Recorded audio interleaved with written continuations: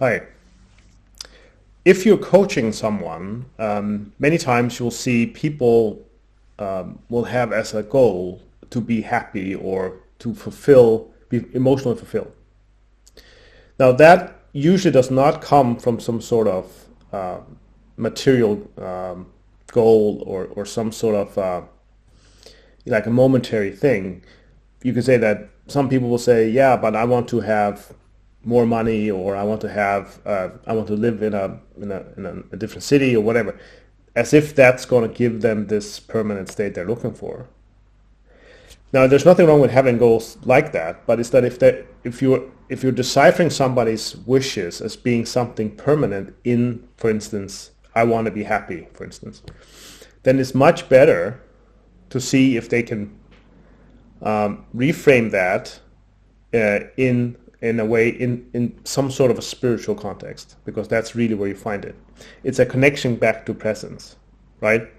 Because in that moment where you're saying, okay, I'm happy, what do you experience? It's not really you doing something like buying a property somewhere else or moving to a different place. There can be some momentary happiness, right, or momentary excitement, but that's not really where you find it. So it's a better idea, a better tool, technique to find that, to lead that person into a place of presence, or at least give them tools, techniques to get there. Now, if you want to use the Bible as a source of help, you can. There's a particular interesting verse in Matthew where Jesus talks about the ascension, which means, of course, this is the kingdom, how you enter the kingdom. He says here, for whoever wishes to save his life will lose it, but whoever loses his life for my sake will find it.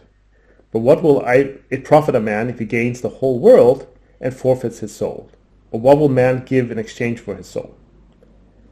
For the Son of Man is going to come in the glory of his Father with his angels, and will then repay each one according to their deeds. Truly I say to you, there are some of those who are standing here who will not taste death until they see the Son of Man coming in his kingdom. That verse, of course, is not a prediction of the apocalypse. Some people go in that direction. It is not what he's saying. That's absolutely not true. What he's saying is that if you give up your material pursuits, basically if you give up this inflation of ego, then you can find him. And of course, when he's talking about him, Jesus is talking about the state of the kingdom, because that's where he is. So you're joining him in that state.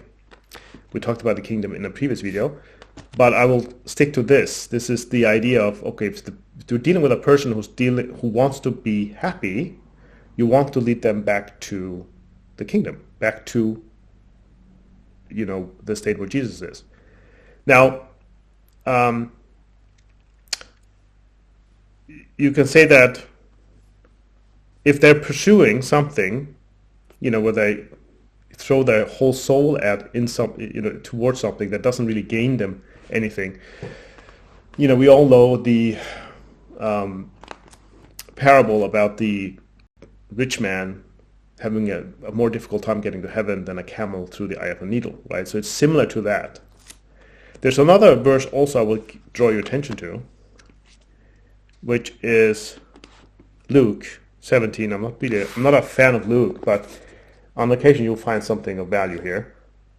He says, this is the people asking him, the Pharisees asking him, when does the kingdom of God come? And he answered them, the kingdom of God is not coming with signs to be observed, nor will they say, look here or there, for behold, the kingdom of God is in your midst. So he's saying that it's already here, right? That's just to confirm what Matthew was talking about, that this is not actually a state that is coming, at the end times, right? This is something we're experiencing now. So it's a way of putting people back into this state of presence to say, okay, hang on. If we follow some of these golden nuggets from the Bible, we can get that goal that you may have changed, switched, into what it really is, because what you really are looking for is happiness. You're not really looking for that property or that money. So it's a way of getting people back into presence that I can think of that you can use, where you can use these verses from the Bible. I hope this was helpful. Thanks for watching.